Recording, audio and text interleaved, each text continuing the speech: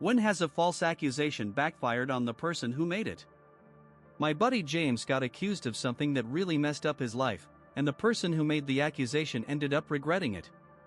This whole thing started with a lie from his girlfriend's 13-year-old son, who probably made the worst accusation you can imagine.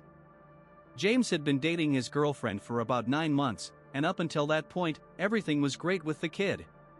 But, as it happens sometimes with kids, he probably got jealous of not having his mom all to himself anymore, and that's when things started going wrong. At first, the kid just claimed James got mad at him or raised his voice. James' girlfriend brushed it off right away since she was always around and knew those things weren't true. But as the kid didn't get the response he was hoping for, he took it a step further and told his mom that James had physically threatened him. Now, James is the kind of guy you rarely meet. He's got a smile on his face all the time, and everyone likes him. I've known him for over 25 years, and I've never seen him yell, get into an argument, or lose his temper with anyone, especially not with a kid. The guy's a gentle soul, and I genuinely believe the world would be better if there were more people like him.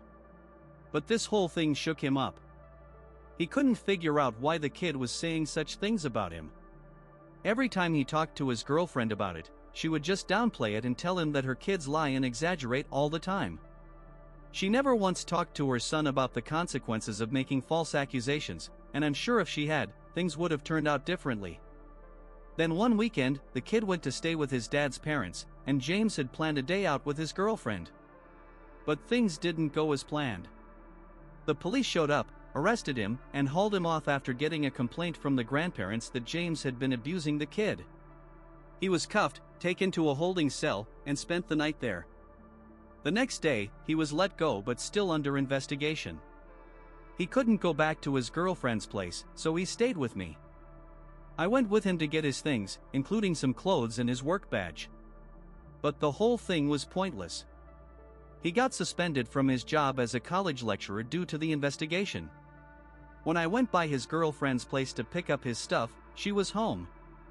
She was upset, of course, and she knew he was innocent, but to me, it seemed like she didn't quite get just how bad these false allegations could get.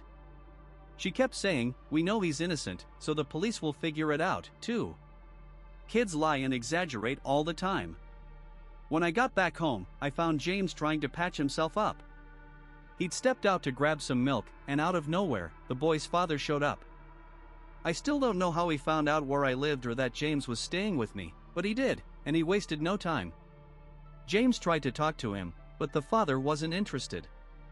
He ended up breaking James' nose and cracking his eye socket in the process. The girlfriend's parents, who had always been huge fans of James, started to get suspicious about the boy's accusations. They decided to ask him some questions. Eventually, the kid fessed up. They told him that his father could lose his job in the army over this, and that was enough to get the truth out of him. He admitted he'd made the whole thing up. Turns out, he was just jealous that he had to share his mom with someone else, and he didn't like that. He'd always been the center of her world, and with James around, he saw his control slipping. So, he cooked up this plan to get rid of James and made up the story about being abused. His other grandparents flipped out when they heard what he'd done. They told him he was old enough to understand that lies can have serious consequences. They immediately took him to the police, where he tearfully recanted his story and told them it was all a lie. The officer who'd been investigating let him know that he'd remember his name in the future if they crossed paths again once he grew up. The truth came out, but unfortunately, the college still decided to fire James. They cited safeguarding reasons, even though it was clear he was innocent.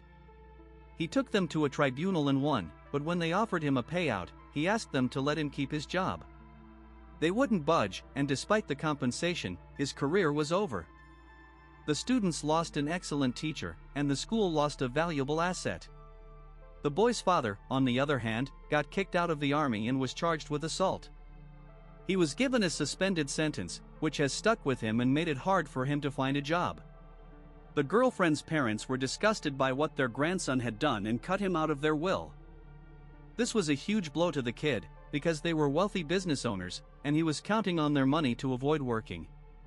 They saw James for what he truly was, a good man who loved their daughter and her son.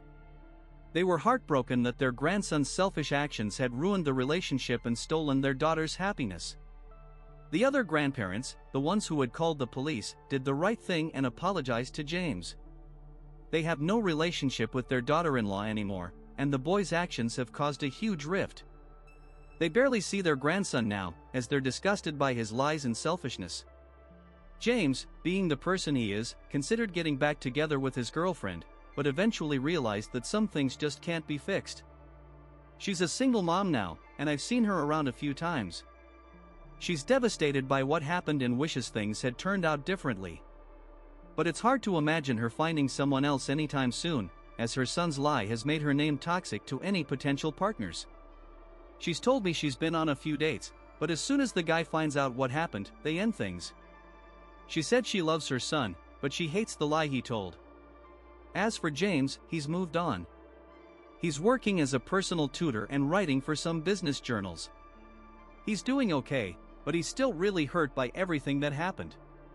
Despite being innocent, he feels like he might have done something wrong. He wonders if maybe he was too affectionate with his girlfriend when the boy was around, thinking it might have stirred up his jealousy.